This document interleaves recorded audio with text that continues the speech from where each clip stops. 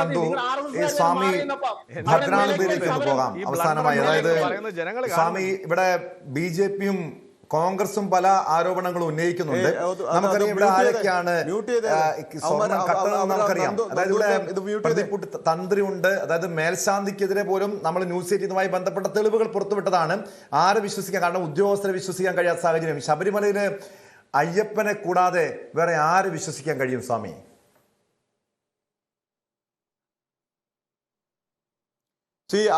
ആദ്യമായിട്ട് ഞാൻ ഈ അവസരവാദികളായിട്ടുള്ള ബി.ജെ.പിക്കാരന്മാരെ ഇതിനകത്ത് കയറ്റിയത് തന്നെ എന്റെ ഒരു സ്റ്റാൻഡേർഡിന് അത് യോജിച്ചതല്ല. ഒന്നാമത്തെ കാര്യം, ഇവന്മാരുടെ മാനിപ്പുലേഷൻ. ഇപ്പൊ എത്ര മാന്യനായിട്ടാണ് ആ രജിൻ എന്ന് പറയുന്ന അദ്ദേഹം ഒരു മറുപടി പറഞ്ഞത്. അദ്ദേഹം എത്ര മാന്യമായിട്ടാണ് മറുപടി പറഞ്ഞത്. അപ്പോഴത്തെ ഒരു ഇടത് നിരീക്ഷകൻ ഇരിപ്പുണ്ട്. അവർക്ക് പറയാനുള്ളത് അവരുടേതായ സ്റ്റാൻഡേർഡിൽ കാര്യങ്ങൾ പറയുന്നുണ്ട്. പക്ഷെ അതിന്റെ ഇടയിൽ ഇയാൾ ഈ മാനിപ്പുലേറ്റ് ചെയ്യുന്ന ബി.ജെ.പി, ഇവിടുത്തെ സംസ്ഥാന ബി.ജെ.പിയുടെ ഈ മാനിപ്പുലേഷൻ ഇത് അവസാനിപ്പിക്കണം. അയാൾ ആദ്യം പറഞ്ഞ എന്താണ്, ഞാൻ ഈ അയ്യപ്പനെ അപമാനിച്ചു എന്ന്. എപ്പോഴാണ് അയ്യപ്പനെ അപമാനിച്ചത്? ഇപ്പൊ പറയുന്നു രമേശ് ചെന്നിത്തല ഇത് കടകംപള്ളി സുരേന്ദ്രൻ ഡീലെന്ന്. എന്ത് ഡീലാണ് അവർക്കിടയിൽ ഉണ്ടായത്? ഈ രമേശ് ചെന്നിത്തലയുടെ ഹിസ്റ്ററി അറിയോ? ഈ ചെക്കൻ അറിയോ രമേശ് ചെന്നിത്തലയെ പറ്റി?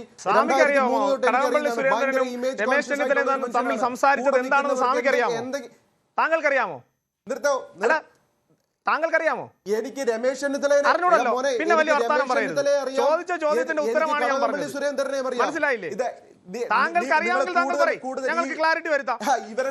ഇവരിപ്പോ പറയുന്ന വാക്കെന്താണ്? ആചാര സംരക്ഷണത്തിൽ ഇടപെടില്ല എന്ന്. കെ സുരേന്ദ്രന്റെ തന്തയില്ലായ്മ കാരണമാണ് ശബരിമലയിൽ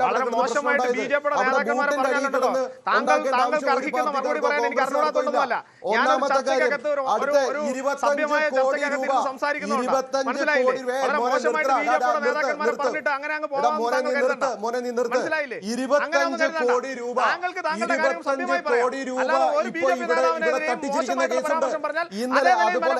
എന്റെ കാര്യം തന്നെ.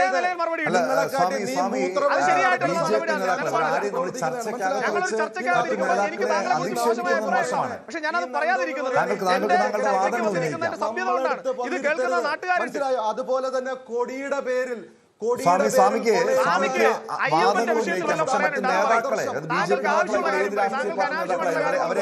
ആക്ഷേപിക്കുന്നത് മോശമാണ്.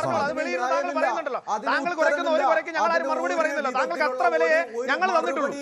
മനസ്സിലായില്ലേ? താങ്കൾ വെളിയിൽ നിന്ന് പറയുന്നുണ്ടല്ലോ. താങ്കൾ ചില പെയ്ഡ് പാർട്ടികൾക്ക് വേണ്ടിയിട്ട് പറയാൻ നടക്കുന്നുണ്ടല്ലോ. താങ്കൾ നടന്നത് ഞങ്ങൾക്കൊരു വിഷമമില്ല. പക്ഷേ ഒരു സഭ്യമായ ചർച്ചയ്ക്കകത്തിരുന്നുകൊണ്ട് ബി.ജെ.പിയുടെ ഏതെങ്കിലും ഒരു നേതാവിനെ മോശമായ ഒരു വാക്ക് ഉപയോഗിച്ചാൽ താങ്കൾ ബി.ജെ.പിയുടെ യഥാർത്ഥ മുഖ്യമന്ത്രി ഉള്ള കാര്യം ഞാൻ നേരിട്ട് പറയാം. ഈ നന്ദുവിനെ പോലുള്ളവന്മാരെ ഒന്നും ഇതുപോലുള്ള ചാനലിൽ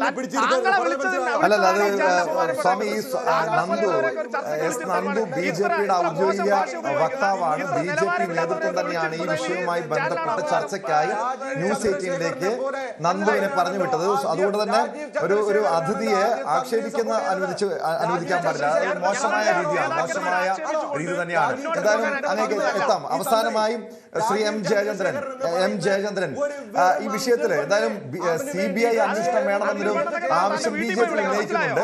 CBI വന്നാൽ എനിക്ക് SIT പൂർണ്ണമായ വിശ്വാസമില്ല എന്ന് തന്നെയാണ് ബി.ജെ.പി പറയുന്നത്. എന്താ പേടിക്കുന്നുണ്ടോ? CPM CBI അന്വേഷണത്തെ ഭയപ്പെടുന്നുണ്ടോ? ശ്രീ എം ജയചന്ദ്രൻ, താങ്കൾ ഏത് നേതാവായാലും ഞങ്ങൾക്ക് ഒരു വിഷയമില്ല. മനസ്സിലായോ? താങ്കൾ ഒന്നും ചെയ്യാൻ പോകുന്നത് ഞങ്ങൾ ആരെയാ ഭീഷണിപ്പെടുത്തുന്നത്? നിങ്ങൾക്ക് എന്തെങ്കിലും നക്കാൻ പൈസ കിട്ടുന്നുണ്ടെങ്കിൽ ആ പൈസ വാങ്ങി അവർക്ക് വേണ്ടിയിട്ട് വായിട്ട് അലച്ചോണം. ഇത് മോശമാണ്. ഈ രീതിയിൽ പോകാൻ പാടില്ല. ഈ രീതിയിൽ ചർച്ച പോകാൻ പാടില്ല.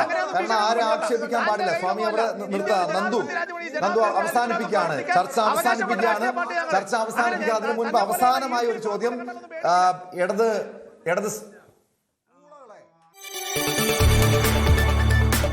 കൂടുതൽ വാർത്തകൾക്ക് news 18 Keralam YouTube channel subscribe ചെയ്യുക.